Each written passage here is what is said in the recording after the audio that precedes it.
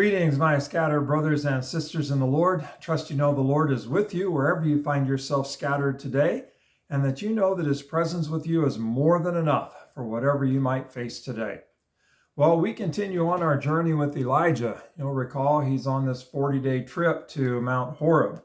And so let me go ahead and pick it up again just so we get the whole story at 19:1, 1 Kings chapter 19, verse 1. Now Ahab told Jezebel everything Elijah had done and how he had killed all the prophets with the sword.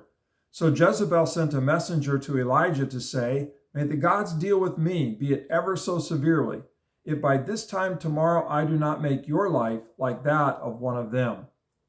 Elijah saw, Elijah was afraid and ran for his life. When he came to Beersheba in Judah, he left his servant there, while he himself went a day's journey into the wilderness.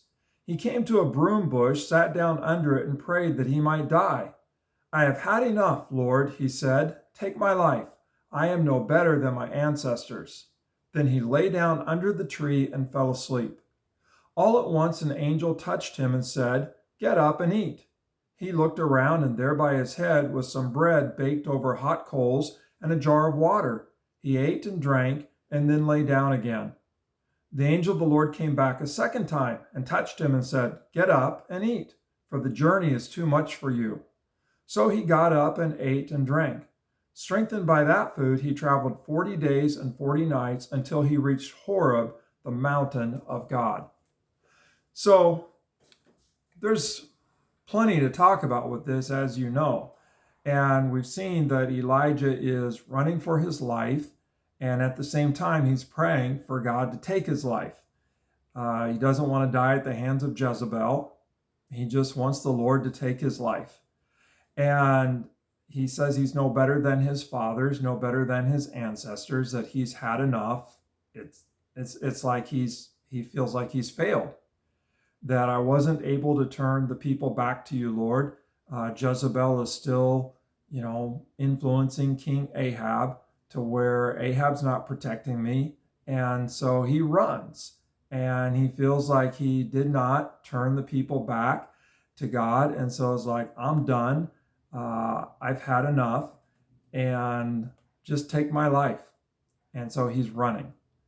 But he's running to the Lord.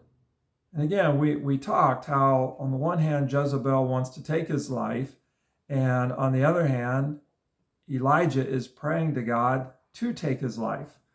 And he could have just stayed there. But the other thing that's interesting that I really want to focus on today is how the Lord supplies him with bread and water and rest. And so he is praying for the Lord to take his life, and yet the Lord is giving him what he needs in order to live. That he gets rest, he gets food, he gets water. And again, he's running in the right direction. He is running to the Lord. It's a long journey. He's already left the land of Israel, and he's in the territory of Judah. He's on his way further south to Mount Horeb. It's going to be a 40-day, 40-night journey. He's going to the right place. He's going to the Lord. Mount Horeb is where the Lord met with Moses. And so he's running to the right place. He's running to meet God. But God is actually with him on the journey to meet God, supplying him with the bread, the water, the rest that he needs. Now, that's kind of interesting to think about, running to meet God, and yet God is with him on the journey. The big question that comes to me with this is, how am I taking care of myself? How are you taking care of yourself? The Lord wants us to live. But in order to live, and to live well, we need rest, we need food, we need water. We need to take care of ourselves. We need to allow the Lord to take care of us. As we see here, the Lord is the one who provides. And so in your work for the Lord, in your journey, pay attention to how the Lord wants to provide for you. The Lord wants to give you rest. Will you take it? The Lord wants to give you food. Will you take time to eat and to eat healthy? The Lord wants to give you drink.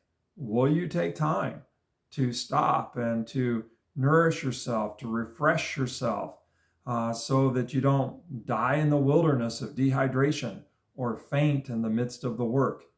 And so just kind of a fresh challenge to pay attention to how the Lord wants to care for you, to how the Lord wants to give you rest, wants to give you food, wants to give you drink, wants to give you health. Are you taking care of yourself? Are you taking advantage of what the Lord is giving you so that you can be in health? Well, that's kind of the word for the day is allow the Lord to take care of you or receive what the Lord desires to give you so that you can make the journey. And the Lord is with you, and you will make the journey by His grace, by His strength. But it's important to receive what He offers, especially that rest, that drink, that food. And I think about Jesus in the times where He got away by Himself and kind of took a mini retreat, if you will. And so wherever you find yourself scattered today, receive the things that the Lord offers you. Rest, food, drink. God bless. Have a restful, well-nourished day.